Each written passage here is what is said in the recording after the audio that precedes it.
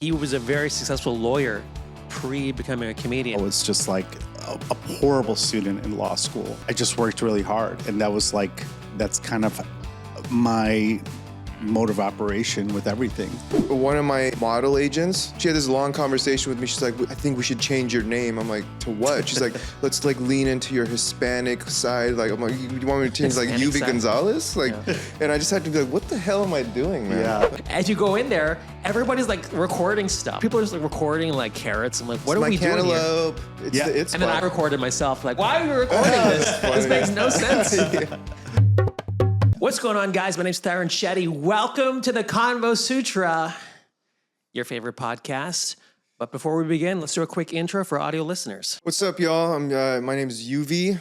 I'm an actor, personal trainer. Hi, I'm Paul Farahvar. I'm a comedian, stand-up comedian, podcaster, and actor sometimes, I guess. We have another panelist coming, but who knows? Here, you never know in this podcast. Paul, welcome to the show. Thank you for having me. What's up, Paul? Yeah, Paul's a good friend of mine, and so happy you're not from LA, passing through. Passing through, yeah. We lived in Florida together briefly during the pandemic. Before I move forward, sorry about your dad. Thank you. I know you just lost your father, so condolences to you. You know how that is, sort of. Sort of. Yeah, so the backstory between Paul and I was living in Florida taking care of my mom, who ended up passing, and Paul was in Florida taking care of his dad. And I'm a comedian, so when I went to Florida, I really didn't know anybody. And Paul's a national headlining comedian, and he was performing at Side Splitters, probably one of the biggest clubs in the nation. He was headlining. And I reached out. I was like, can I do a guest spot? And the guy just put me on his show without even like watching my stuff. So, and then we became good friends. So when you asked me, hey man, can I do your podcast? I was like, absolutely. I will bump anybody to get you on this show, dude. You are probably my best friend from Florida for 2 years. I didn't know what was going to happen to me. And you really looked out for me, which I appreciate. Never really got to thank you officially. Oh, thank you. You were supportive. First of all, you reached out to do the show. You reached out with the club, not me. Is that what happened? Because I would have said no. I was about to ask. I was like, dude, I was like, you need those angels in your life to just be like, yeah, you can get on the show, man. Yeah. That's so funny you said that. But someone else vouched for you, and I was like, okay, that's fine. And then I remember one of your jokes, and I was like, oh yeah, this guy's great. And then we became fast friends, and we used to hang out and do shows together it felt like forever, but it was such a fun time because we had each other around there and a group of comedians. So. What was interesting about that time was I really thought I was going to be in Florida the rest of my life then. I really didn't see myself coming back to LA because my mom was still alive. Right. And so I was like, oh, here's somebody I can do shows with. And I really wasn't even expecting to stand up anymore. I was like, oh, what do I do? So it's really interesting. We find ourselves back in LA here on my podcast because that was just such a weird moment in my life. And you really helped me get through a lot. Like you were putting me on shows that you were headlining in Florida. And, you know, our friendship meant a lot to me. It's likewise, man. So I appreciate it. Can I ask you guys both something? We're not gay. Okay, never mind. Yeah. Are you guys caretakers by nature, or were you thrust into that and had to? I'm not anything by nature in terms of caretaking. I needed to be an advocate for my father. He had a form of Parkinson's, and so I was there. My family was all there too, and it was a weird time because a lot of things were shut down. In Florida, nothing was shut down. Mm-hmm. It was like They were like, COVID what? They had COVID for a week and a half, and That's awesome. we were able to perform, and then there were so many opportunities, and so it just became a thing that, you know, I got to go take care of my dad while still, you know, developing my comedy career. I just want to highlight some stuff. He was a very successful lawyer pre-becoming a comedian. Most comedians are degenerates who like dropped out of high school. But Paul's actually incredibly smart. He was a partner at his law firm. He was on like Chicago's list 40 under 40. Can you just talk about that for a minute? I was a trial lawyer. And a manager. You're a music I used manager. to manage bands. I played in bands. I was unsuccessful as a musician. And so then I just became like a trial lawyer. I guess you said successful. That's debatable. Come on, dude. I won a lot of trials and stuff, but like as a lawyer, I was just really good at arguing and going to court like a traditional lawyer, but like everything else about being a lawyer, I was just like a horrible student in law school. I graduated the bottom of my class, and I just worked really hard, and that's kind of my mode of operation with everything. I'll always work harder than everyone, even if I don't have the skill set everyone else has naturally. Well, I think even to finish law school is an accomplishment. It's a huge deal. The fact you even became a lawyer. Not a lot of people can get into law school, do the LSATs. Yeah, I did well in the LSAT, and then also, I actually practiced law. A lot of people are like, oh, well, there's a bunch of comedians who were lawyers too. They went to law school. They didn't practice law. Greg Giraldo practiced for like 6 months. I did it for almost 20 years on and off. So I love Greg Giraldo. He's such a good comedian. Yeah, he's great. He was one of my favorites. Yeah. Yeah, Greg Giraldo was a very famous comedian, ended up passing away. Mm-hmm. Yeah. Went to Harvard Law School. And Dimitri Martin also went to law school, but he never practiced. So to be a good lawyer, do you need to, like you said, you were a bad student, and you guys have to obviously learn all the laws and how to manipulate them and take little pieces. And so if you're a bad student, can you still be a good lawyer? Yeah. In fact, it depends on what you practice. A lot of the best lawyers you see on like the personal injury lawyers, the class action lawyers that are really good at arguing and just presenting are typically not good students. They're just good at, paying attention to your surroundings. It's also like comedy, listening and being self-aware. And that's such an important part of being a lawyer and a comedian. Yeah.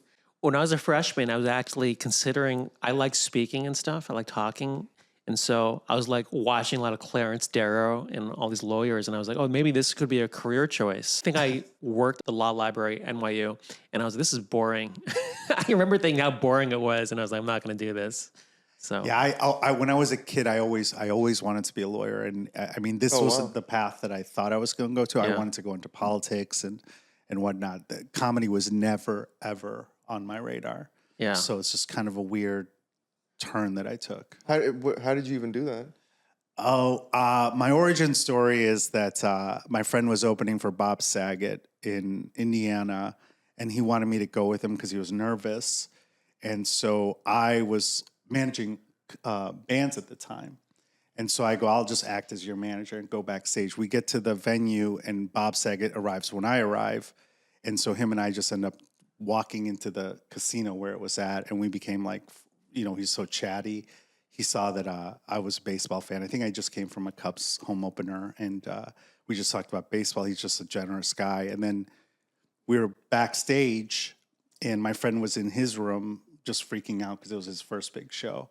And so I went and hung out in Bob Saget's green room, and he had his guitar out, and I started playing it. And then I said something to him. I don't remember what I said, but I said, "Oh, are you going to do that tonight?" And I was like, "Oh no, I'm not the comedian. That's the other guy. I'm just here." He goes, "Well, you should go up." I'm like, "I've never done stand up in my life." Those people who just go, you know what? The advocate for you. It's so important. Yeah. Yeah. And so then Bob Saget, probably one of the biggest sitcom stars ever. Right? And great comedian. Yeah. And I didn't go up. It was a sold out show. But the next day I did an open mic and I won this contest, and that's it. But I always thought I was kind of funny, but I never wanted to be a stand-up comedian. I loved it, but I never. So yeah, it just kind of. No, it's very impressive. I mean, people who don't know the comedy landscape, it's really tough to do comedy now, especially in the age of TikTok and social media. Mm-hmm. And Paul is the consistent road warrior. This guy's in headlining clubs across America. He just keeps going, and he's done 2 specials. He's done Dry Bar special, and what was the other special? I have a Helium special, Helium and a couple Nateland specials too now. So that's 4, cool, man. You're like Louis C.K. You have 4 specials. That's the amazing. Nateland ones are really short. They're like 10 minutes. That's or something, though. Yeah, but the Helium and the Dry Bar are the 2 main ones.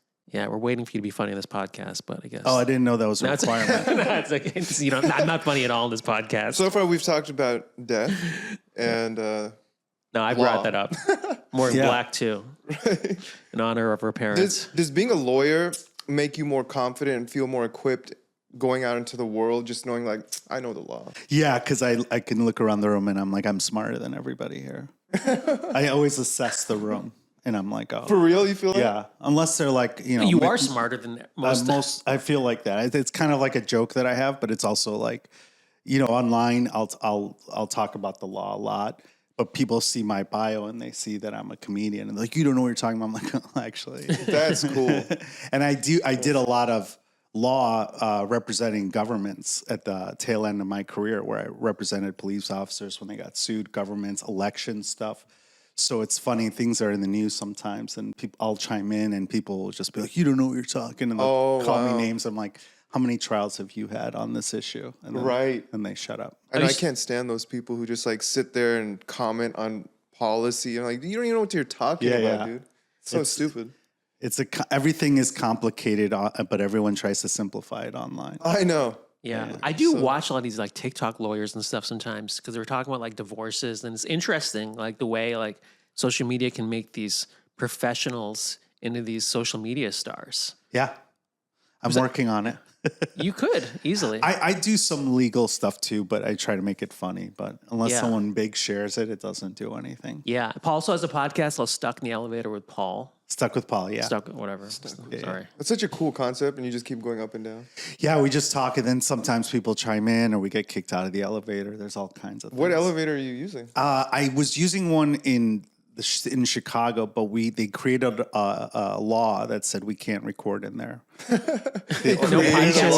podcasting. No recording for commercial use. And I said, well, we're not making money off it. So there's all kinds of stuff. It says no recording, Paul. It's very specific. Yeah, it was very specific, and it's the board. But the people that were in the elevator were always having fun, because sometimes we had celebrities, and then they're taking pictures with the guest. That's sick.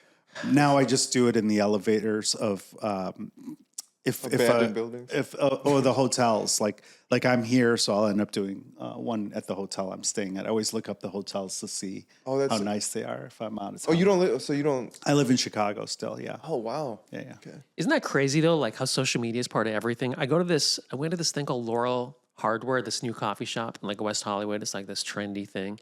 It's a new shop. Yeah, Laurel Hardware. The grocery store. Laurel Market. Oh, maybe it's called Laurel Market. Yeah. Whatever. Don't give them a plug. Are you getting paid to mention them this cares? much? Whatever. But what's funny, I'm about to trash them. So like, so as you go in there, everybody's like recording stuff. Like nobody's like buying everything. And people are just like recording like carrots. I'm like, what are we doing cantaloupe. Yeah. Yeah, it's like generic stuff they're recording for what? Like why are we recording this? It doesn't make any sense.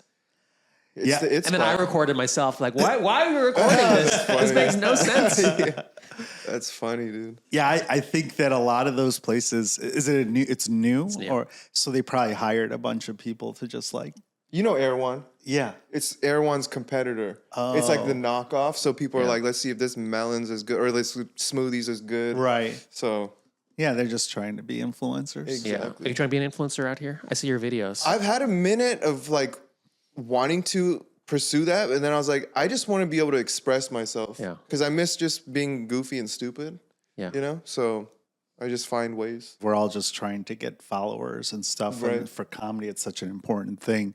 But there are certain times where I would hire people to help me, and they would say, do this. And I was like, I'm not going to do that. Like there were certain things I'm like, that's just not me. You know, if you're following something just to get it's just a hard line. You have to figure out where your line is. Dude, one of my model agents, she had this long conversation with me. She's like, I think we should change your name. I'm like, to what? She's like, let's like lean into your Hispanic side. Like, I'm like, you want me to change like Yuvi Gonzalez? Like, and I just had to be like, what the hell am I doing, man? Yeah. Like, there's a few comedians that I know change their last names. It was their dad's last names or whatever. Yeah. And it was Hispanic. And because it helps their demographic. Right. They were, instead of being Smith, they were all of a sudden Gonzalez or something like that. You know, like, and it actually worked. And I get that. I was just like, okay, is this because we need to rebrand, or is this because you're not doing what you need to do?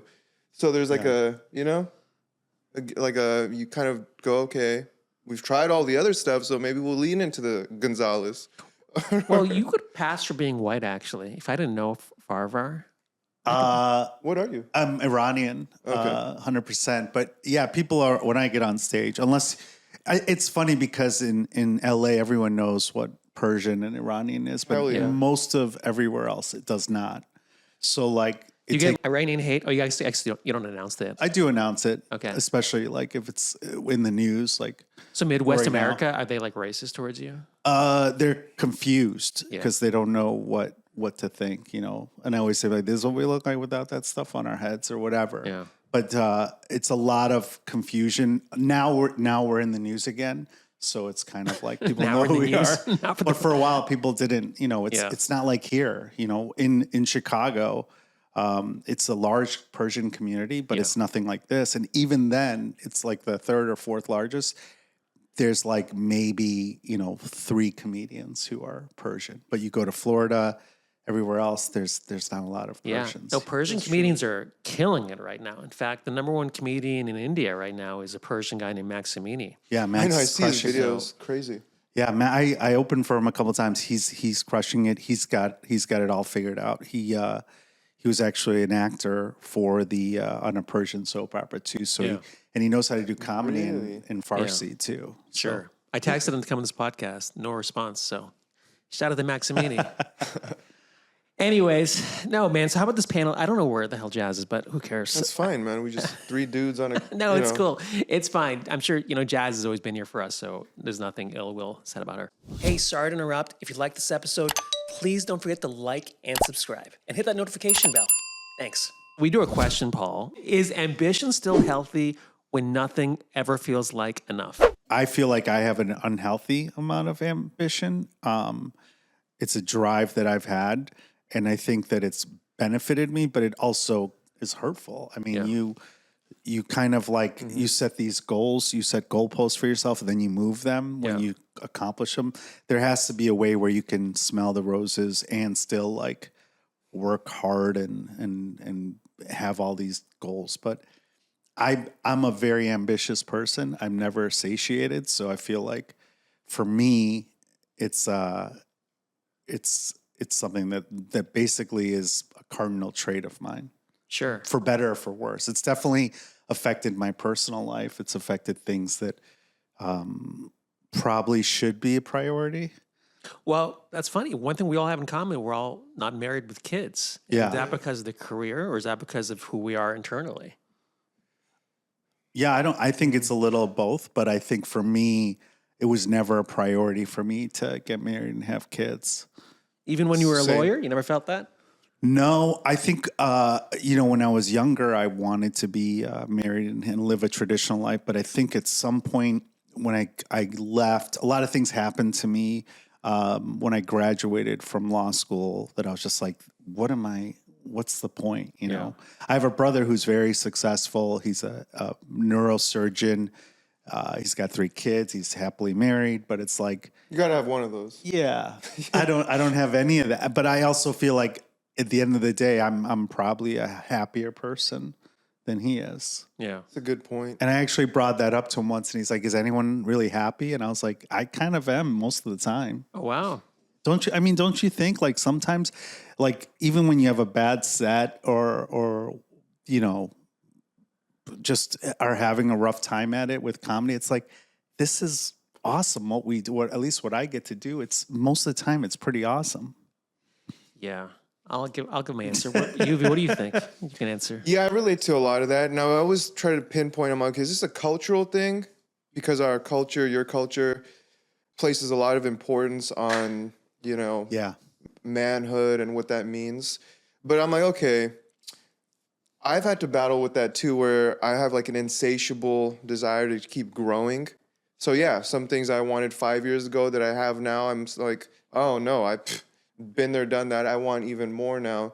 So I actually have to actively give myself little rewards or moments. I'm like, okay, cool. I have to go and like be nice to myself. If I don't do that, I'm constantly just miserable. What do you do to be nice to yourself? I'll either go, you know what, I deserve to do something nice for myself. I'm going to go take a little trip, a break, or do something for someone else. I have to actively do that. Otherwise, it's corrosive. I just get chocolate cake or something. we got chocolate cake in Florida once. I know. That place is amazing. Have you been to Gideon's, that cookie place?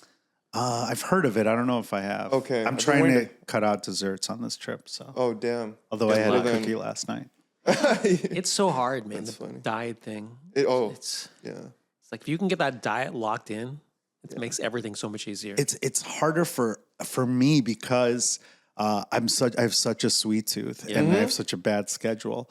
But we're videotaped every day for comedy, and you could just kind of see like the growth of gaining weight on the clips. You ever thought about that? I actually brought it up to my, because it's in pill form now, and I brought it up to my doctor on my checkup last week. I just said, hey, how does this work? He's like, oh, I can get you a prescription. And he wrote a prescription. I go, well, I just was asking, how does it work? He's like, well, it's really expensive. Let's see if your insurance covers it, but you don't have to take it, but I'm just going to write you a thing. He was like pushing it hard on me. So I was like, are you, I wanted to try for like a month, maybe. But my insurance didn't cover it. So Really? Interesting. Retta is a better approach. what's that? Retta, What's that? the retatrutide, it's like a peptide, but it has fat burning components and appetite suppressant. So it's got this wow. dual, as opposed to Ozempic. I wouldn't. Yeah, I was going to just do it for a month, but my doctor was also like, just increase your Adderall. I was like, okay. Oh, you I take take Adderall? Adderall. Yeah, and I'm like, oh, okay. But I didn't do Well, that. he's a trainer, so he can give you pointers. Yeah, and yeah. stuff. Yeah, I mean, I work out every day, but I eat like crap. gotcha. Yeah. I have a really bad schedule. I don't like to eat before I go on shows. So I'll eat after a show at like midnight.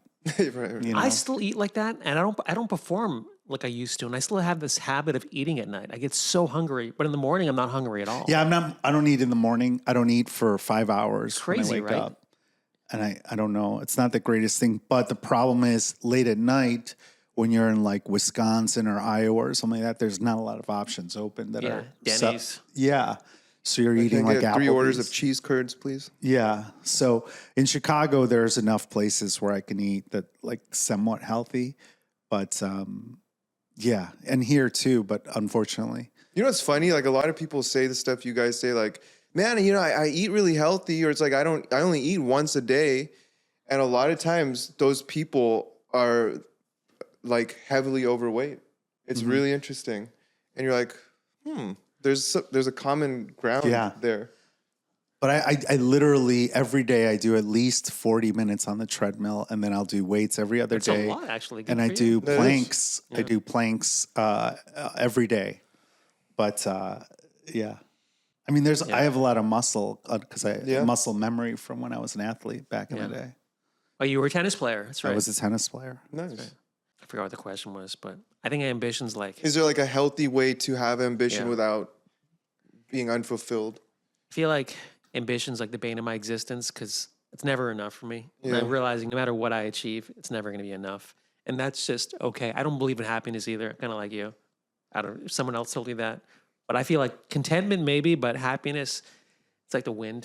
It's like always chasing this happiness. 1 minute you're happy, 1 minute you're not happy. So I always believe you do the same work every day, right? You write jokes every day, you perform every day. Like your emotions are just there, but it's the work you do. That's what counts. Yeah. I don't believe in happiness either as a constant. This is a great positive I podcast. It's a I positive believe for in me. it. I just Yeah. don't know if it's. Yeah, I don't know. What does it say on your arm, by the way, your It tattoo? says "Work hard, be kind." It's Yeah. from Conan O'Brien. If you work hard, Yes. you're kind. Amazing Conan things will gave you happen. that tattoo? Well, no, he said it Oh. on when he got his last day of NBC. When Yes. he didn't want people to be negative. He said, I hate that. If you work hard and are kind, amazing things will happen. Yeah. And I kind of live by that. So that's kind of the ambition that I have. I try to be nice. I'm not rude to people. I always try to reach out to help people that are in my position or were in my position. Absolutely. I do work hard, and it's funny because. And you said that too, but I think it's a cultural thing too, because we're just kind of like. Is it really? I think so. I man. think Yeah. Middle Eastern and Desi, everybody has this thing, at least in the Iranian community. It's like, are you going to be a lawyer? Are you going to be a doctor? Are you going to be an engineer? Education is so important. But at the end of the day, it's like, why were at least for me, my parents, like, why did you push that so hard? Like, Yeah. and then now that my father's gone, it's like, okay, well, we do all this stuff for comedy to get their attention. It's like, well, now what do I do? Yeah. I listened to something recently, and it was a great reminder. It's like it was all about unconditional love, but they talked about love being love is absolutely conditional. At least as a man, there are conditions that you have to meet in order to be loved. Or if people say they'll love you unconditionally, it's kind of they're lying. Like my mom might say she loves me unconditionally to a point, but to truly be loved, there are conditions that you have to meet. I think there are people that have parents with unconditional love, but I had that for sure. Did you? Whatever I did, my mom was like, fine. What's that like? It was amazing because now it's like I always tell my brothers that. I say there's the point before when my mom was alive, and then afterwards. And now I live in this gray zone because like there's a void of love that I don't have anymore. And I don't want to get too much into this, but like because I've already talked about it. But like I was looking at girlfriends as like to replace my mom's love, and I was like, oh, they're not going to have that same unconditional love that my mom had, and I would unfairly project that onto women in LA, but like, oh, this person, I trust them, and they're always going to be there for me. And then that wasn't there, and I was like, well, why did I even expect that? It was because I had that. I don't have that female presence anymore, so now I'm kind of learning how to live without that unconditional love. Wow, damn. Is that deep? I mean, no, that makes sense.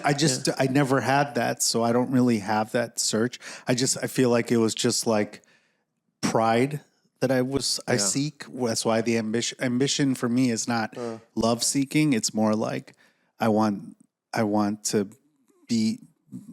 my dad to be proud of me. Yeah. So it's like that's what I seek. Did you have the unconditional love from your dad, or was it different? I mean, because I feel like it's a balance, well, right? My dad watches this. I mean, I'm going to say, I don't know. When you were a kid, I mean. My dad just didn't, he was cool in the sense like he just didn't care. He's like, whatever you guys do, just do something.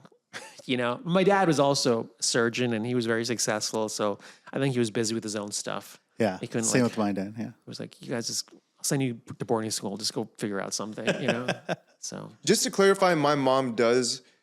Just to clarify. No, my mom does. I was just FaceTiming her with her this morning. She loves me unconditionally. I can feel it and can see it in her eyes. It's too late, Yuvi. You put it out there. I don't feel like sure has conditions. Yeah. Oh yeah. I think that it was, I don't know what my dad had, but I feel like I met whatever the criteria was at the end.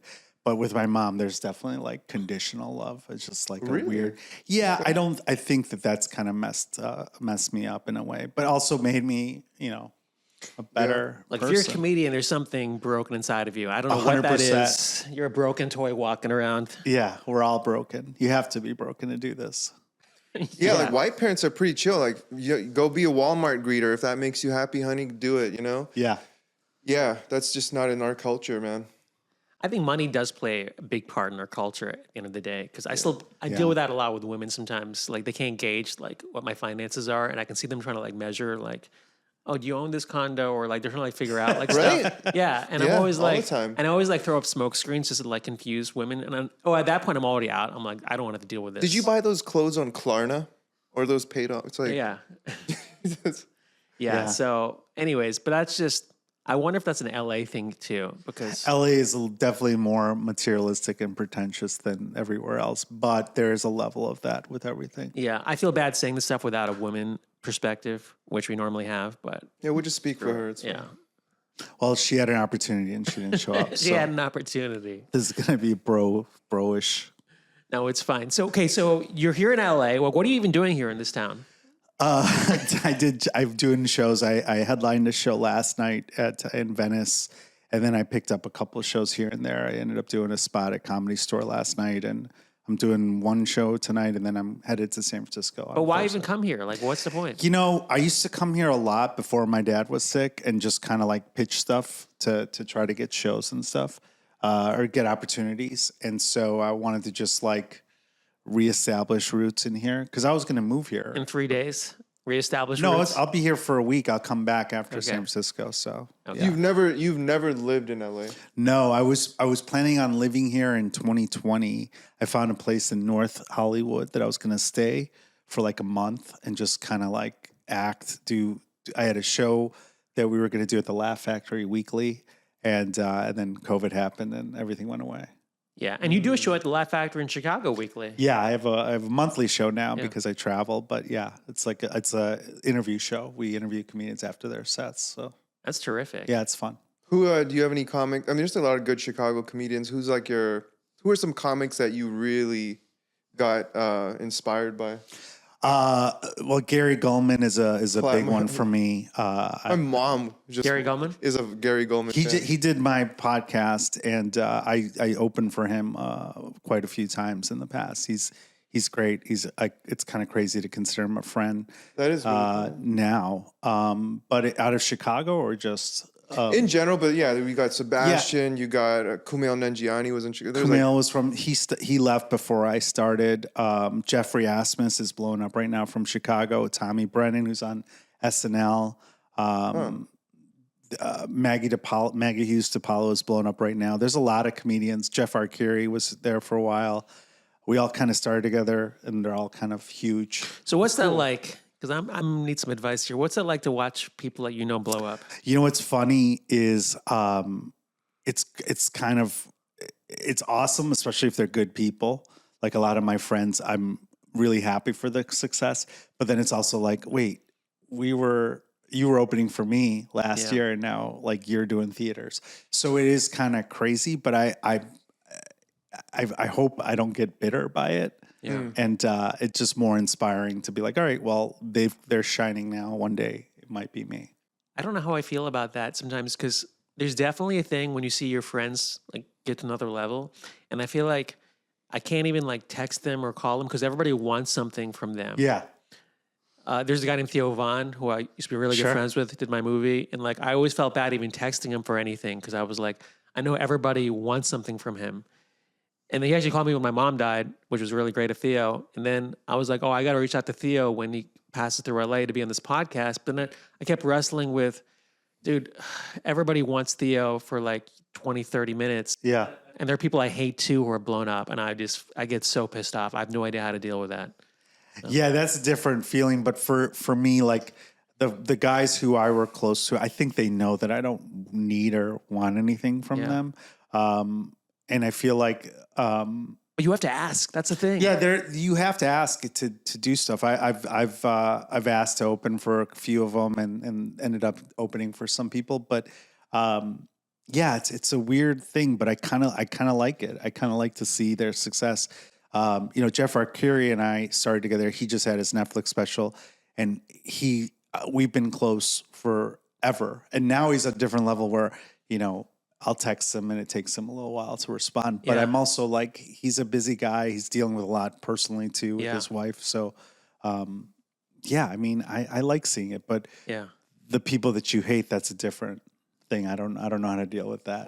I don't wish ill will on them, but you're like, people need to know this guy's that's a big thing I wrestle with too. Is like, it's like, not that I want to take away or tarnish your growth, but I'm like, the fact that you're such a twisted person, it's the people around you need to know. Yeah. But the audiences don't know. They forget. They only see what they see the first time, right? Right. So you know this past history. I hate talking about. Yeah, it's a negative energy too. I don't like to. I don't like to go down that path. Do you ask for stuff? Are you good with asking?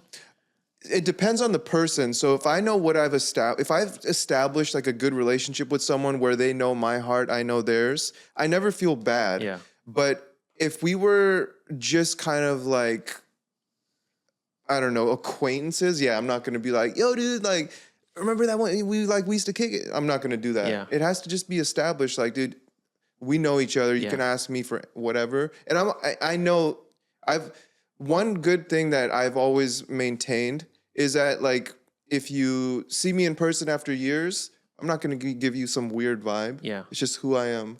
So I like sourcing out people, seeking people out like that. I have no problem asking for things. Good. And here's why I'll say that. If you think about if you don't, they might not know that you're wanting something. And so you have to ask, like you said earlier. And if you think about it, I always want to help other people. Yeah. So I think I feel like everyone else has that in them. So like, for example, if a comedian I don't know that well asks to open for me, but I think he's funny and I don't know him that well, Yeah. I'm going to say, yeah. You Yeah. know, if he's funny or she's funny, but if I don't like the person, that's a different thing. Dude, it's a funny story. Like, I went to this place called the Comedy Chateau, like this. North Hollywood. Yeah. Yeah, like it's like the sea-level club. My friend was like, you have to go check it out. So I'm like, dude, I don't like the energy there. So I walk in there. As soon as I walk in, some guy was like, are you TARUN'S Shetty? And I was like, yeah. And he goes, F you. And I was like, what? And he's like, screw you, man. He's like, you suck. And I was like, who are you? I don't even know who you are, dude. I've never even been in this club. I had this travel show I was doing on Facebook for a minute, and I started to sell out all these towns. So I headlined my hometown, New Hampshire, and I sold out like 400 seats. And he was like, I messaged you 5 years ago or maybe 10 years ago to do a guest spot, and you said no. And I was like, dude, I don't even know you. And that show was like so long ago, and like it was Was like it the owner? no, it was just some random comic yeah. who Okay. just remembered my face or something. Wow. And he took it so personal. And I was like, dude, I don't know you. I was like, I'm sorry. But I was like, that show was like a lot of stress for me. And I had to put all my Boston Right. friends on. And I was like, that's what it is. And he just like, he was on crutches. He like hobbled away. And I don't know. Kick the crutch. Dude, I was just like, man, people take things so personal. That's a hard thing. I mean, it is hard. I've asked people for stuff, and I have a situation where I might have overstepped my boundaries with another comedian, and he had to call me and be like, "Hey, I can't do that." I was like, "Oh, okay. I'm sorry. I didn't mean to offend you." Yeah. But you know, at the same time, it's like I send my avails to people are like, "How are you so busy?" Like, especially when I'm in Chicago. I have shows I try to have a show every night. Wow. That's amazing. Yeah, I'm dude. trying to take a day Really? off now, once a week, just to like edit podcasts and stuff like that. But people are like, how do you do that? I'm like, I send my avails, and if I don't hear, I respond. I follow up, and that works for me. But I do know that for some people, that's a turnoff. The lawyer in you. But you know what's funny about that is there are clubs that don't like that or are angry at me for doing that on the road. There are certain clubs, and I'm just like, okay, well, then this wouldn't be a match anyway. Because if you're going to penalize me for being eager to perform at your place, then you want the opposite of that. You want someone that has no care. Because when I do a show, I care. I promote it. Yeah.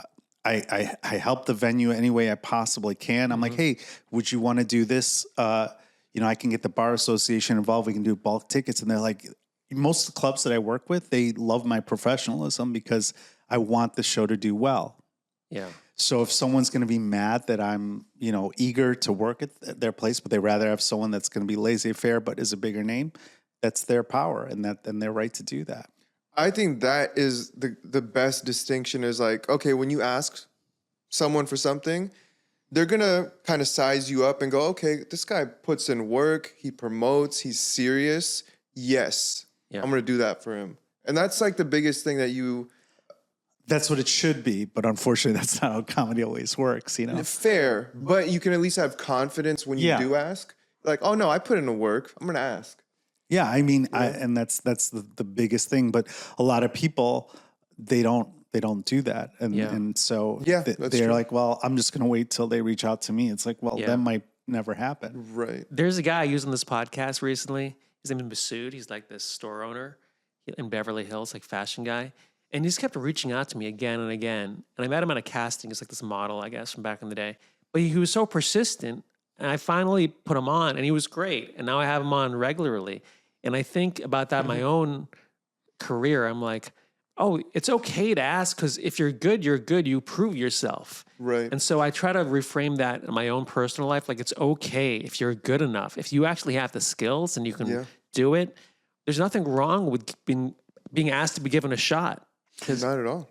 You and I have had this conversation, and I think I have. I blacked it out. I kind of was trying to push you to ask more for. What was I trying to get? I'm not going to bring up details specifically, but there was like an opportunity you had to ask someone to do shows with, and you were like, well, I'm not going to do that. I don't want to. Yeah. I don't want to do that. I'm like, Yeah. this is a person that's your closest friend or a close friend. This is a huge opportunity for you. Like I knew the comedian Curse early. Yeah. And I asked, and I was like, you're like his best friend. So I'm like, that to me was the difference between you and I in terms of persistence, I guess. I know a lot of people who are really successful because they ask somebody to give them that shot, and it opens up a whole floodgate of opportunities for you. So people out there who want to get into showbiz or anything, always ask. Like, you only live once, and you want to roll the dice. And that's all I can really say. Yeah, I mean, anything I've gotten that's big, most people have been like, there's no way I would have asked to do that. Like, I remember 7 years ago, how I met Gary Gulman is I opened for him once on a fluke, and then I just said, hey, can I go on tour with you? And I didn't hear from him. And I got another opportunity for a local show. It was a great show, but I was like, I'm waiting to hear back. So I just messaged him like, hey, no big deal. I'm assuming you got someone, but I need to give this other place, the Improv in Chicago, an answer. And he goes, no, you're in. And I was like on tour with Gary Gulman 7 years into comedy. And it was the greatest thing I ever did. That happened to me another time too, where Dusty Slay, I was on the road with him too. And I opened for him once on a fluke in a club. They matched us together. And so I asked him, and then he's like, yeah. And then he gave me a bunch of dates. So did you ask him because you were confident in your ability? Because I feel there's people like you who are like, no, I can hold my own. And there's people who are delusional about their skill level, and they ask prematurely. I think that it's a little of both. I think that I do have some delusions, but I also think that some people, I think that I'm a perfect match for certain comics. So you don't want to be funnier than them. So I'm not that funny, but I'm also not horrible. So it's like, I'm like, hey, I'm an easy follow. That's my sell. It's like, I'm not going to bomb, which makes it a harder show, but I'm not going to, outdo you. See, I feel like I will always try to kill. Like, I'm not some crusher on stage, but I feel like there are some comics who don't use me just because I am strong on stage and I will do well sometimes. That's how I feel about myself. Yeah, I mean, when I have openers, I always bring comics that are funnier than me. Yeah. I bring headliners that are like, I'm like, hey, are you open? Because I want to. Yeah, you want to rise to the challenge. Better. Yeah, of course. Now, and, if they're doing all doesn't crowd always work, but well, if they're doing all crowd work, I'd be like, no, I don't want the audience to be exhausted. You're not supposed to do crowd work as a feature. Yeah, or some guitar act. You're not supposed to. Yeah, that's the way I was taught, and I still stand by that. I'll always if I'm opening for someone, I'm like, what do you want me to do? It's their show. Yeah. So if he or she wants me to do crowd work, I'll do crowd work. But most of the time, if I'm headlining, I don't want them to do crowd work because, number one, then you set up the tone where that's what they expect you to do, which that's I may or may not want to do crowd work that night. Number two, then I have to pay attention to their set because if they talk to somebody, then it's like, okay, well now I have to remember who it was that was. You don't want to watch anybody. Like, let me just go do my act. Yeah. It's like the last thing you want to start my show. Yeah, it's like. But I learned that on the road from other comedians. Like, features aren't supposed to. Hosts can do a little bit just to warm up the crowd, but yeah. You did comedy. Maybe this is your foray back in the stand-up.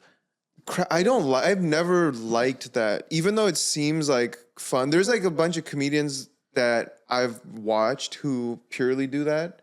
Like, there's this Indian comedian named Sugar Sammy. I know Sugar. Oh, yeah. Yeah, right? I got a spot at the Comedy Store once. Oh, wow. Yeah. So he just started leaning heavily into that. And I'm like, okay, I get it. It fits him. But then you got the Matt Rifes and you got the Russell Peters. And I'm like, I wouldn't want to see a show purely on that. Well, what they're putting online is different than the show. Like, Jeff Arcari puts his crowd work clips online, and Matt Rife also does too, but they also do stand up before. Okay. But we don't like to burn a lot of people are like, oh, we don't want to burn our jokes online. So there's that. But yeah, now I think that's done. That was like a trend. And yeah, it was going hard. I do a lot of crowd work, but I kind of lately I just kind of try not to. It's a whole thing, crowd work. It's easier than people think, like they think it's magic. I think comedy's easier than people think. I think you can figure out how to do comedy. Honest to God. I think doing it right is hard. Doing Yeah, it right is hard, it but is. I think you can learn how to push buttons on stage and survive. I've seen influencers or TikTok people go up and they can't do 5 minutes, but they're headlining because of their followers. Then I see them a year later and they're headlining and they're efficient at keeping the audience entertained. Where the audience is like, oh, it's not hilarious, but the audience doesn't know. But they're not like dying through the set. I think there's really no shortcuts with stand-up comedy, which is why I love it. To do it well. Yeah, to do it well. I mean, yeah, if you can strive by, you can hack your way through. Exactly. Hack your way through. Hack your way through. But to be like at a certain skill set, like I think like 7 years ago, I was an average comic at best, but I knew how to get by and I knew how to get laughs.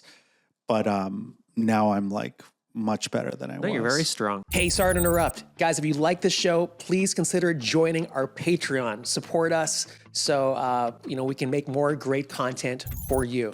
Thanks. So what's going on with Paul for the future? I'm working on my new hour that I'm going to release a special next year. So I've got like about 25, 30 new minutes that aren't on anything. And I'm pushing this elevator show, Stuck with Paul. I'm hoping to have something like that and maybe some more non-scripted Do you enjoy shows. doing it? I know you texted me, to be honest. Sorry I couldn't do it. But do you enjoy the podcasting and talking to people? I like doing it. Yeah, I hate editing it, but I like doing the show. I love showing. I love interviewing people and learning about people still. Because people don't understand how much work it takes to do a podcast and so being much. consistent about it. Yeah, it's hard. I tried to do it weekly. I had Why Are You Awake, 70 some episodes every week for all over a year. But it was so hard to maintain because it's just so many hours. Editing is really hard. Can I ask you one question? No, go ahead. What do you do to not have your jokes go stale and get sick of repeating them before you record a special? Good question. I don't know. I'm so sick of. I get so sick of them for a while. But what I'll do I'll go back to old jokes that I haven't done for like a year or two, and then sometimes you find something new in that makes it interesting. But like I've had this new 20 minutes I've been working on. I'm already sick of it. Okay. But it's also like it's not done yet. So sometimes you have to put a joke on the back burner and bring it back later. You're so right. I write a lot because I don't want to do my old material. It's not because I'm like, oh, I'm so prolific. I just don't want to do all this old stuff that I've already done in my act. Yeah.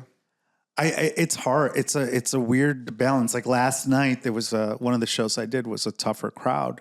So I had to go back to older jokes that I knew were hits, but I hadn't done them in so long. And I was like, oh, I've been focused on this new 2025 that I haven't done anything other than that for the last, like, I don't know. If I didn't have an hour set, every show I've been doing this the same 20. I'm just finalizing these little things, and it's very personal stuff. So it's like, then you go back to stuff. You're like, oh, I gotta remember how to do this joke. Even for people who watched Seinfeld back in the day, the Seinfeld comedian. I think you epitomize the Seinfeld comedian, a guy who's actually committed to the craft, who's out on the road working on it. I don't know a lot of comics who do that.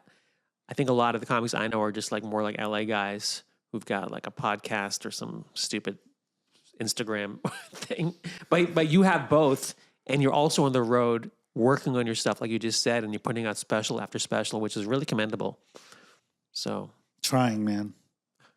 Trying. No, with respect. Your estatic energy. I love that. Yeah, high energy comedy. High energy comedy. Do you have anything you want to ask before we get out of here, Yuvi?